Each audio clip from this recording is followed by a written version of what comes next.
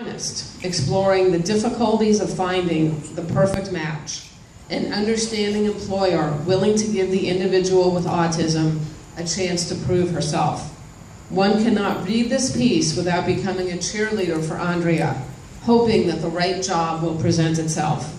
It presents a balanced yet hopeful portrayal of the life of this one young woman who has always wanted the same things that other people have. In the words of one judge, hats off to Jen McCaffrey for venturing into this heretofore unexplored territory, a story about the lives of adults with autism, with sensitivity and balance. Here to present the Metcalf Award to Jen McCaffrey is Andrea Robinson. Her proud mother, Martha, is here as well. And again, as a mom, I want to do a shout out to Martha. Please welcome Andrea Robinson to present our final award.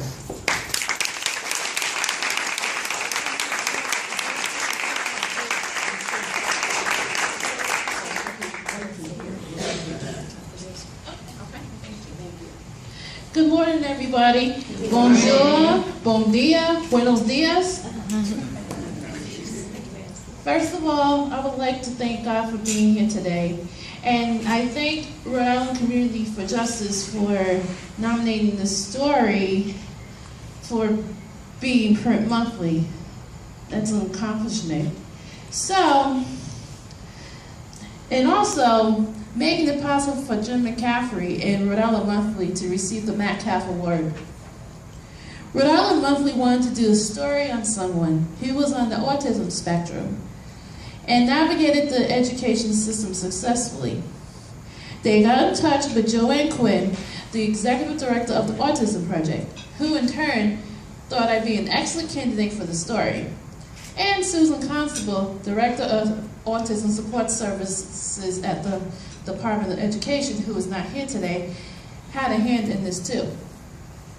I was not expecting a magazine to publish my life story, but it happened because it sends a positive message. Stories are needed in the media, but we want to see positive stories of what people are doing, especially minorities. This story will encourage and help other people, whether, they have autism or not, to succeed in life.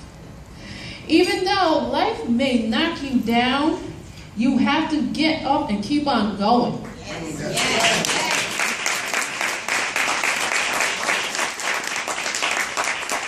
Because if you get knocked down and don't keep on going, then you're going to be miserable. And that's what I did, and I'm still doing it.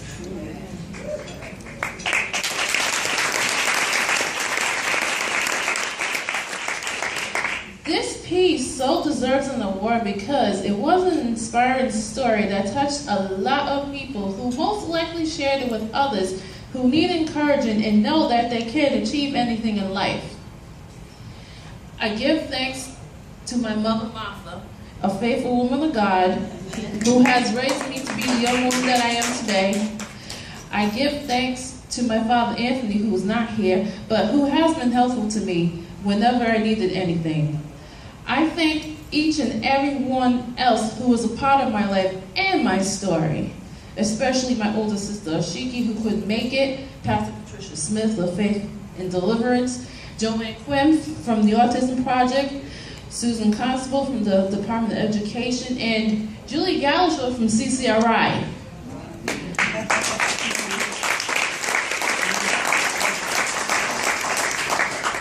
I especially want to thank Jennifer McCaffrey from Rhode Island Monthly. My experience with her has been an amazing one since she worked on Help Wanda that featured me. She was wonderful, really wonderful to work with. And she told the story with compassion and understanding. I think she learned a lot about autism as she was doing the piece on me, and I definitely learned a lot from her being a journalist.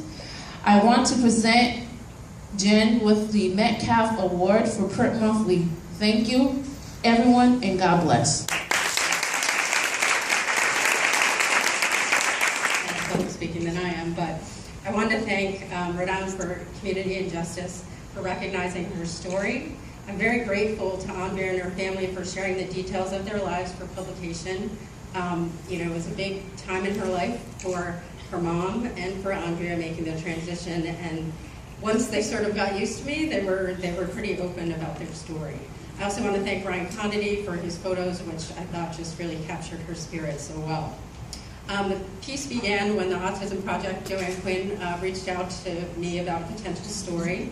I'd read stories about young adults with autism trying to make the transition into the work world, and how some had incredible math, artistic, or musical talents, but were missing some social skills because of their autism, and that made it hard for them to find work in their chosen professions.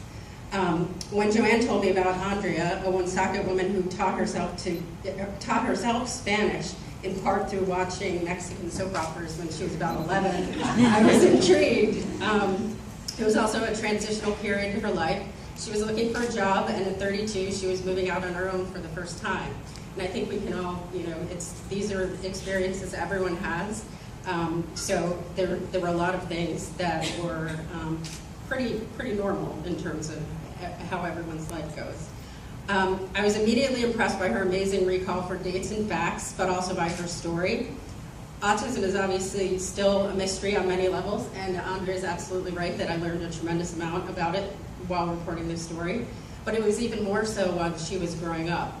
Like many people with autism, she sometimes struggles to put her feelings into words, but interviews with her mom, Martha, and her sister, Ashiki, filled in some of the gaps and were very helpful, along with interviews with her pastor.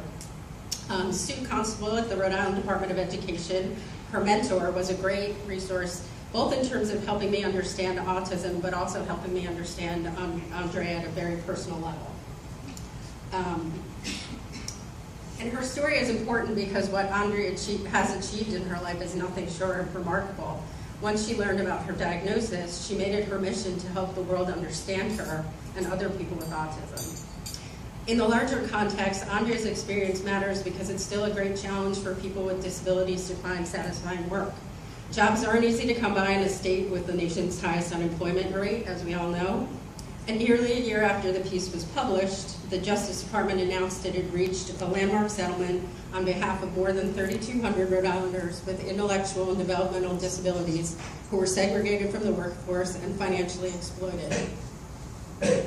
Fortunately, in Andrea's case, she advocates for herself and has family and friends looking out for her.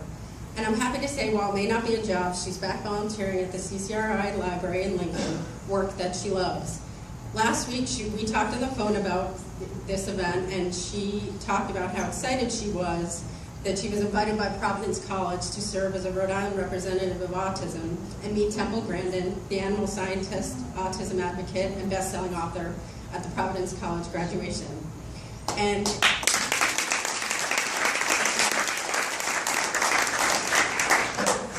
in typical Andrea fashion, she said, "It's on a Sunday, it's a church day, but I'm going." Thank you very much.